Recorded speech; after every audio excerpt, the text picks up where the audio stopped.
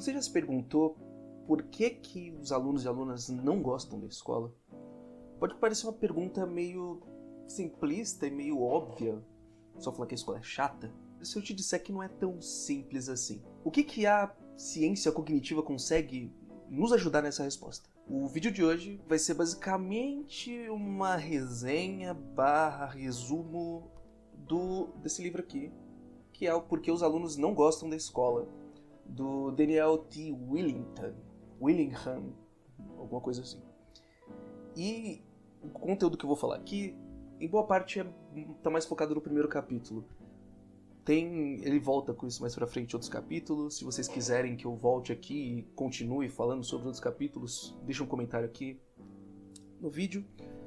E eu volto pra gente continuar conversando melhor sobre isso aqui.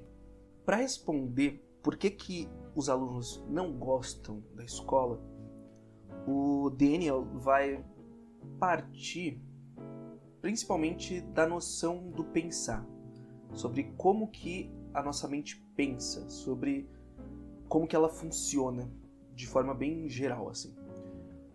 E ele vai definir esse pensar como a nossa tentativa de solucionar problemas, o raciocínio e trabalhos mentais no geral que demandem algum esforço.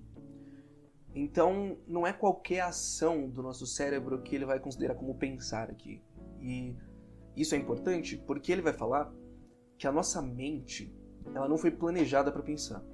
E aí entra todas umas questões aqui de planejado dentro da biologia, porque de forma geral a gente sabe na biologia que nada foi planejado para nada.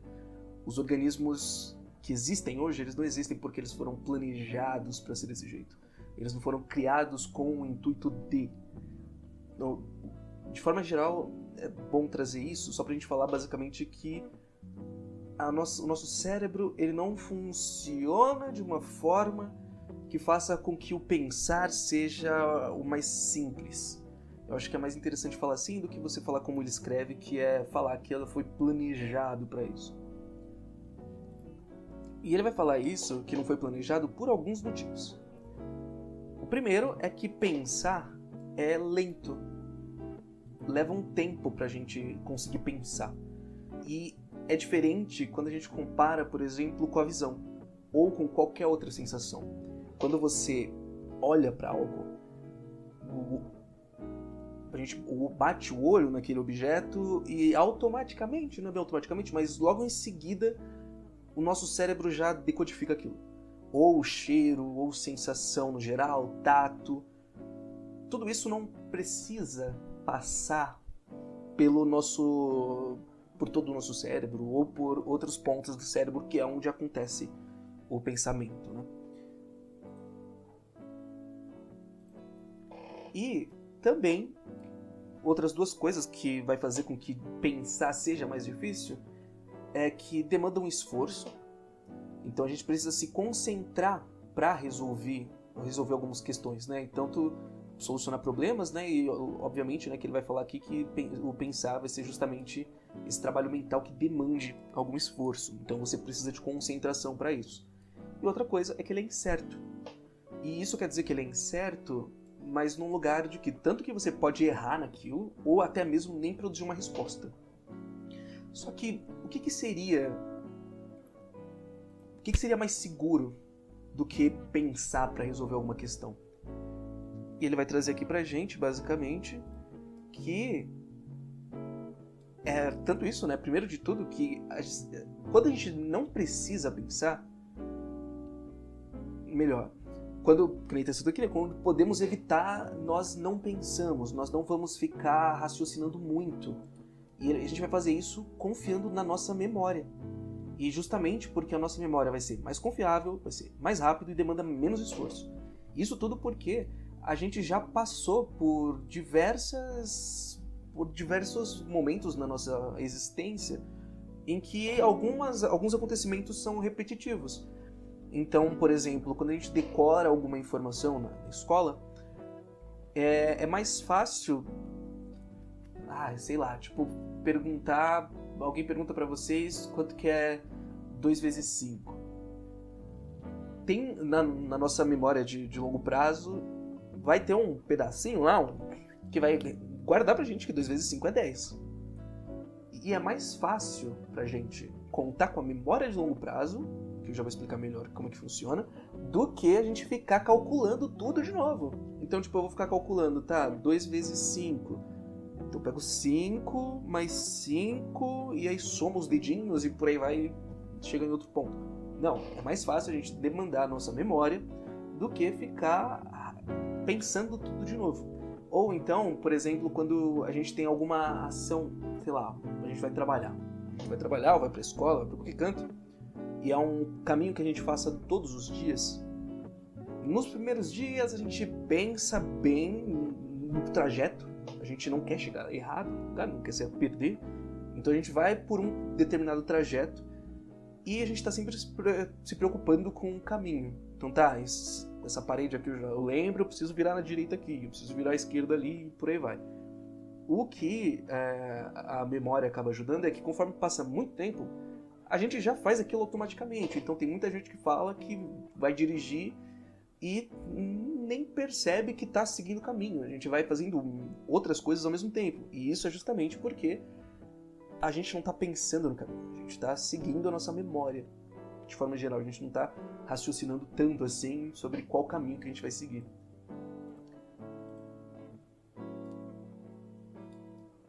E tá, beleza, a gente já tem tudo isso, mas o que a escola tem a ver com isso? Como é que a gente consegue levar essa informação para a sala de aula? E o que isso mostra pra gente, o que faz com que os alunos não gostem da escola? Aí a gente vai ter algumas coisinhas. A primeira delas é que, mesmo comigo falando tudo isso, falando que é mais simples pra gente não pensar, é melhor a gente focar na memória, só que o ser humano, de forma geral, ele é naturalmente curioso. E isso vai acontecer por alguns motivos. Então, resolver problemas pra gente é prazeroso. Isso acontece por conta da dopamina. Então, ficou tudo torto aqui, mas vamos lá. A dopamina, ela é uma molécula que vai ser importante pra gente tanto na questão de desenvolver prazer, então ela vai ser um neurotransmissor que vai acabar desencadeando uma sensação de prazer. E também é uma molécula, um neurotransmissor que é muito importante da aprendizagem. Então aqui tem um desenho da molécula da dopamina. E isso tudo vai fazer com que seja prazeroso resolver problemas. E ao mesmo tempo que somos naturalmente curiosas, né? Só abrir aqui pra ver se dá uma melhorada. Pronto. E ao mesmo tempo que somos naturalmente curiosas, essa curiosidade vai ser frágil. Por quê? Porque se a gente está tentando resolver um problema por muito tempo, se a gente ficar muito tempo demandando energia em um problema e a gente não consegue resolver esse problema, isso vai ser frustrante pra gente. A gente não vai ter aquela sensação prazerosa que a gente estava buscando, e isso vai fazer com que a pessoa simplesmente desista de desenvolver aquilo. E ao mesmo tempo, quando a gente tem alguma resposta que não quer entregue pra gente sem esforço, então alguém passa alguma questão pra você na escola e essa questão não dá tempo pra você responder e já joga a resposta pra você. Não tem graça, não é gostoso, não vai ter o prazer de você resolver essa questão. Então isso faz com que seja muito simples dar errado na sala de aula.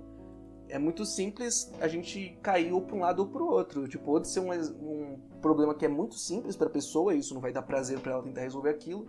Ao mesmo tempo pode ser muito difícil e a pessoa pode ficar muito tempo fazendo aquilo e do mesmo jeito não vai dar prazer para a pessoa e só vai ser frustrante para ela. E aí, o que acaba acontecendo, né? Por que na escola, por que é mais simples a gente ver as crianças tendo mais prazer jogando agora nas redes sociais, né? Fazendo um monte de coisa na internet e tudo isso que vai também ter relação com a dopamina. Então é muito, muito interessante a gente até comparar isso e até vendo agora com a proibição de celular nas escolas e coisa do tipo, que é uma competição por prazer, por dopamina. Então, quando a criança está jogando um jogo e resolve algum problema no jogo, ela vai ter a sensação de prazer. Do mesmo jeito que ela posta alguma coisinha no Instagram e recebe likes, ela vai ter prazer também com aquilo. E aí a pergunta aqui é, por que tem algumas atividades mentais que são mais apreciadas do que outras? Por que tem outras que são chatas? E isso vai acontecer por conta do conteúdo. Deixa eu...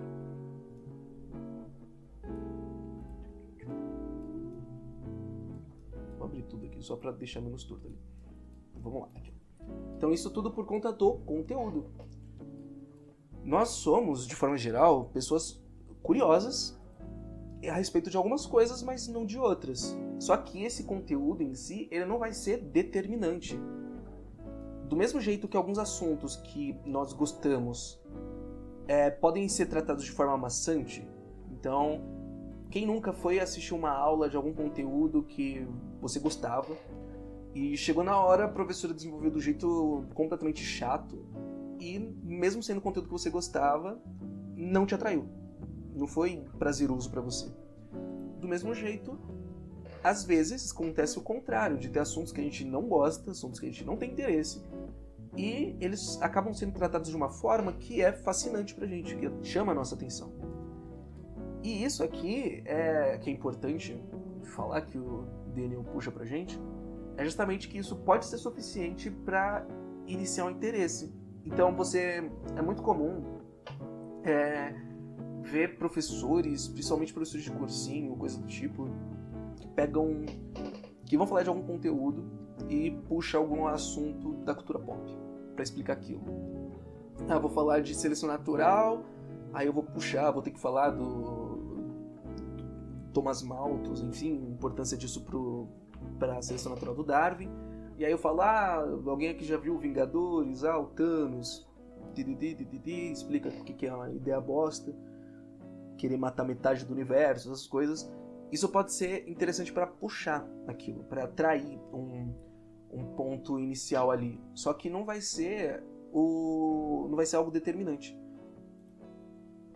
Isso não quer dizer que a gente vai conseguir manter esse interesse na criança, né?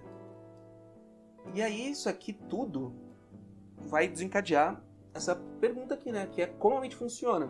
Se a gente sabe como a mente funciona, a gente consegue, de forma geral, entender melhor o que a gente deve fazer para que o aprendizado funcione de jeito melhor. Que é algo que a gente para pensar assim, meio óbvio, né? Mas a gente não é algo que a gente para tanto assim para pensar sobre isso. E aqui, então, a gente pode falar, esse esqueminha que o próprio Willingham traz aqui pra gente, vai ser esse exemplo aqui. Então, ele vai falar basicamente, né, como é que funciona o nosso cérebro. O ambiente vai trazer... acontece alguma coisa no ambiente, e esse acontecimento que a gente está vivendo, essa vivência, primeiro de tudo, ela vai passar pela nossa memória de trabalho. Essa memória de trabalho é basicamente o lugar onde acontece a consciência e o pensamento. É aqui que quando a gente para pensar, quando a gente se concentra, que as coisas são desencadeadas. Aí, quando as coisas vão acontecendo na memória de longo prazo, na memória de trabalho, ela vai se relacionar com outro tipo de memória que a gente chama de memória de longo prazo. Na memória de longo prazo, a gente guarda alguns conhecimentos factuais e conhecimento procedimentais. Então, por exemplo, a gente guarda informações, que nem eu falei, 2 vezes 5 é 10, do mesmo jeito que a gente guarda procedimentos. Então, como é que eu escovo meus dentes? Como é que eu amarro o sapato? Como é que a gente anda de bicicleta? A gente anda de carro? A gente guarda isso na memória de longo prazo. Isso tudo aqui vai acontecer de uma forma bem resumida aqui, que conforme algumas coisas vão acontecendo na memória de trabalho, se elas se repetem muito, elas criam caminhos no cérebro, nas sinapses, enfim, que vão fazer com que fique mais fácil.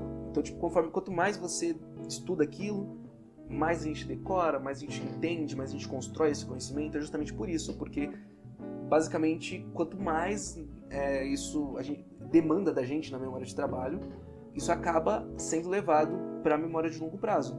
E ao mesmo tempo, como eu falei para vocês agora há pouco, se a gente tem alguma informação guardada para resolver um problema, se a gente tem alguma coisa na memória de longo prazo para conseguir resolver alguma questão, a gente vai preferir ir procurar na nossa memória aquilo, a forma da gente lidar com aquela questão, no lugar da gente simplesmente só ficar quebrando a cabeça e pensando naquilo tudo de novo. Então, a partir desse esquema aqui, que o Wilhelm vai responder essas questões aqui da sala de aula. E aqui, então, que nem eu falei do pensamento, o pensamento vai ser a combinação dessas informações aqui, que vem do ambiente com a memória de longo prazo. Então, a memória de trabalho, basicamente, está pegando esses dois pontos e tentando trazer a consciência, né? A consciência vai surgir basicamente disso. E outra coisa que é importante pra gente é que a quantidade de espaço na memória de trabalho é algo finito.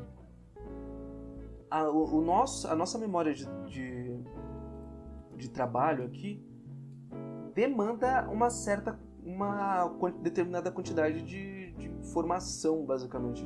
É como se fosse o computador, sabe? A memória do computador. Se a gente puxa muita coisa fazendo ao mesmo tempo, a memória pifa.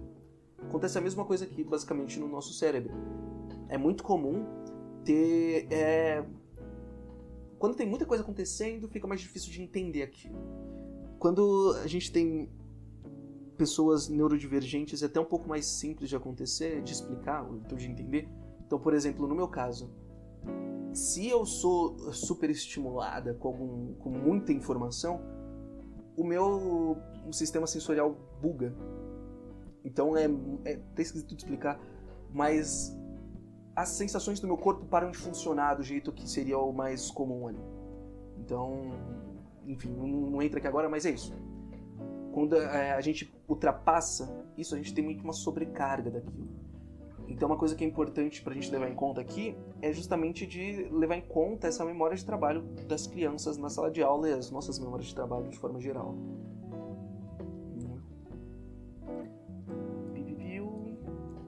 E aí, o que isso importa pra gente na sala de aula? O que isso vai fazer pra cá, né? O que vai ser importante pra gente?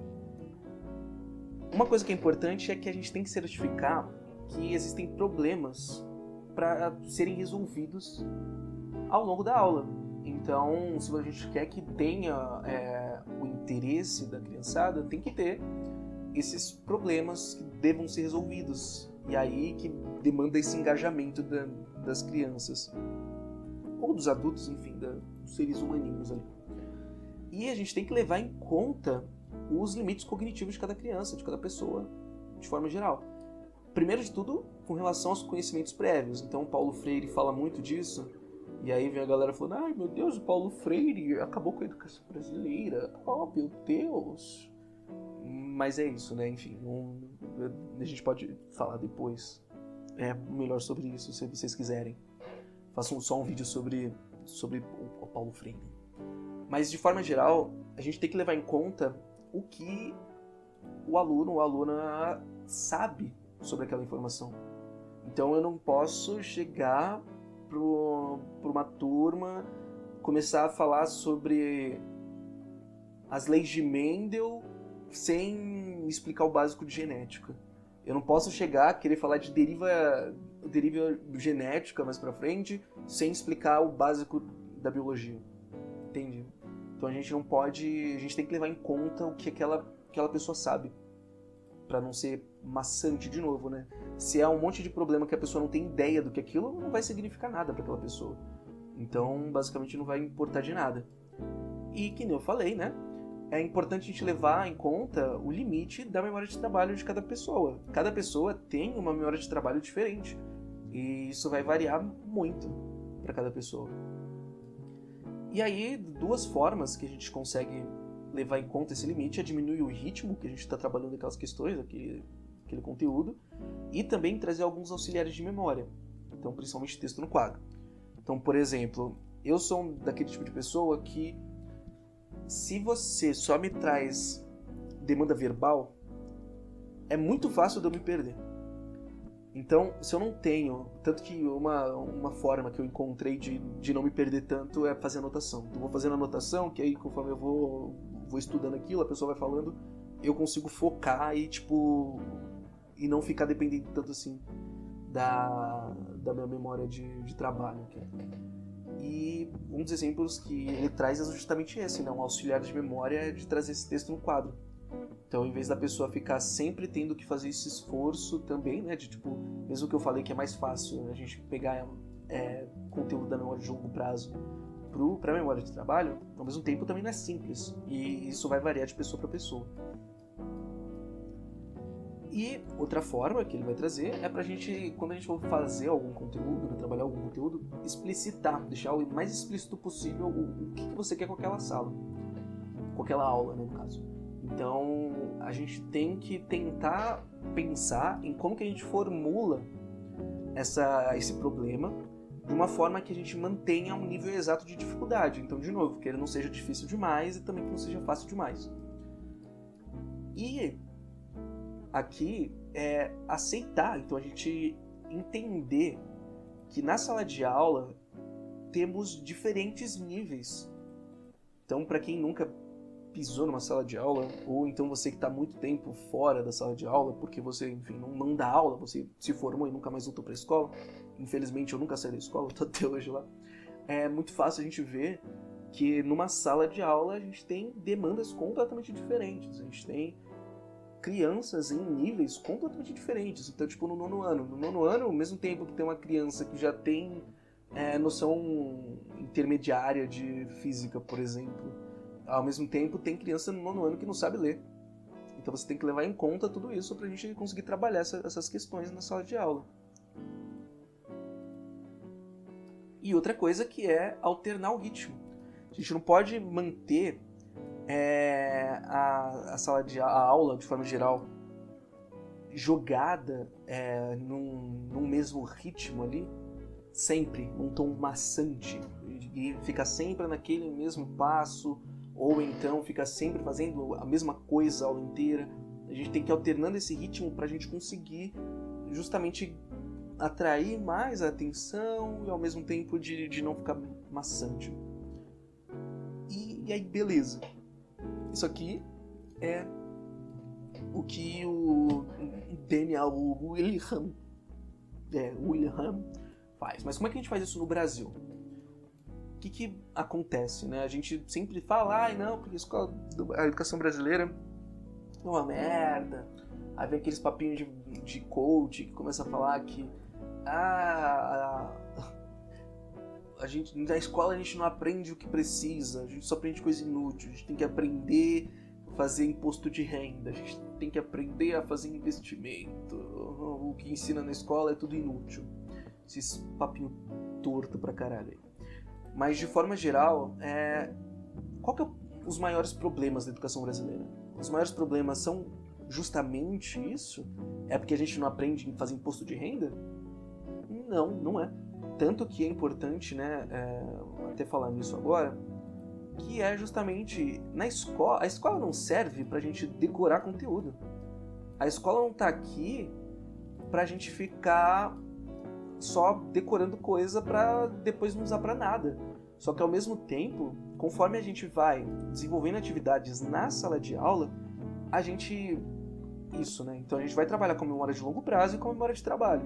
E quanto mais a gente trabalha essas duas coisas, mais a gente desenvolve as duas coisas. Então mais a gente desenvolve a nossa memória de trabalho e mais a gente desenvolve a nossa memória de longo prazo. E conforme a gente vai desenvolvendo essas duas, a gente vai conseguindo trazer mais questões. A gente consegue ir desenvolvendo o nosso cérebro e consegue trabalhar com questões cada vez mais complexas. Então a escola não é lugar pra gente só ficar decorando conteúdo, não é lugar pra gente ter coisa útil, entre muitas aspas. Eu não quero saber. Não, porque na escola precisa aprender a fazer imposto de renda. O Google tá aí pra isso. O Google, a gente aprende qualquer coisa lá, tanto que uma boa parte das críticas é essa, né? Tudo que tá aí eu posso olhar no Google. Escola não é pra decorar coisa. Escola é pra gente desenvolver essas capacidades. E quando a gente tá na sala de aula, é isso. Ser professora da escola pública é muito complicado, porque diferente das outras profissões, você não vê, você até vê, mas é bem menos, é bem mais difícil você ver alguém querendo dar pitaco em como um médico trabalha, ou como um engenheiro trabalha. Você vê gente dando pitaco, mas é muito mais difícil você ver gente achando que entende como é que constrói um prédio do que gente achando que sabe como que deve funcionar a sala de aula. E vem todos esses papinhos de tipo, não, isso aqui é inútil, isso aqui é útil, não. Só que quando a gente chega na sala de aula, muitas crianças não têm o mínimo de habilidades sociais. É muito fácil encontrar criança que não sabe lidar com frustração, principalmente na escola pública, e várias outras habilidades socioemocionais, de forma geral, não são desenvolvidas na criançada. Meu entendimento hoje em dia é que a escola ela existe muito mais pra gente desenvolver essas capacidades, essas habilidades sociais, do que ficar decorando conteúdo. Eu vou dar aula de ciência, mas meu objetivo não é que a molecada decore o que o Darwin disse. É muito mais complexo do que isso. E quem não tá na sala de aula não tem noção desse tipo de coisa. E aí ficam só repetindo um monte de papo torto aí, enchendo o saco dos outros. E como é que a gente vai lidar com tudo isso aqui no Brasil? Então, algumas coisas que eu trouxe o primeiro, né, da gente, as questões tipo, de investimento financeiro nas escolas. E esse investimento vem tanto nos materiais, pra gente ter como trabalhar na sala de aula, mas também a valorização de profissionais da educação. E aí aqui entra salário melhor, entra os direitos, manter os direitos trabalhistas. Agora na prefeitura mesmo, a gente entrou em greve justamente porque o prefeito está querendo retirar um monte de direito trabalhista. E aí tá tipo, é isso, a gente tem que aceitar essas coisas. Enfim. E também, outra coisa que muda muito é justamente a quantidade de crianças em sala de aula. É impossível fazer tudo isso que eu falei aqui. Então como é que a gente vai conseguir saber em que nível de desenvolvimento cada criança numa sala de aula tá? Quando você tem 35 crianças numa sala de aula. Como é que a gente desenvolve isso tudo em 45 minutos? Como é que a gente consegue desenvolver tudo isso com 35 crianças ao mesmo tempo? E é isso que eu tô falando, ao mesmo tempo que tem criança que não sabe ler, tem criança que tá muito mais avançada. E como é que a gente consegue trabalhar tudo isso ao mesmo tempo? Então, é basicamente isso. De forma geral, o que eu queria trazer com esse vídeo é essa questão. A gente tentar entender por que é tão difícil que a nossa escola seja um lugar prazeroso. Então tem todas essas questões que ele vai trazer, que o William traz pra gente aqui, que entra justamente nisso, em entender como o cérebro funciona e como que pode fazer, como é que as aulas podem ser prazerosas ou não. Só que a gente tem que levar em conta que não é tão simples assim. Aqui no próprio livro mesmo, o William vai falar, e posso trazer outros conteúdos mais pra frente sobre isso aqui, mas ele fala muito sobre como dar aula não é uma ciência exata. Então, a gente precisa saber como o cérebro funciona, só que ao mesmo tempo não é só isso. Empatia, técnicas diferentes, então quem conhece o canal sabe que eu trabalho com palhaçaria também. Então tem muita técnica de palhaçaria que eu uso na sala de aula. Então são várias questões que não necessariamente são científicas. Podem entrar num lado mais artístico, por exemplo, entrar num lugar mais empático, entrar em diferentes lugares, mas não numa ciência exata. E então a resposta do porquê que os alunos não gostam da escola está justamente nisso tudo. Não é simplesmente porque a gente não sabe como funciona o cérebro das crianças. Não é só porque o professor é vagabundo e não sabe fazer nada. É muito mais complexo do que isso. A gente não consegue lidar com todas essas questões simplesmente partindo desse lugar aqui. Não é tão simples assim, não é tão fácil. E, basicamente, é isso por hoje. Se vocês quiserem continuar vendo outros conteúdos aqui no canal, vou deixar 2 vídeos aqui para vocês assistirem e continuar dando view aqui para mim. E se não for inscrito aqui no canal também, se inscreve aqui, deixa o like, comenta o que você gostaria que eu trouxesse em outros vídeos nesse mesmo sentido, ou então de outras informações, e é isso então. Beijos de luz.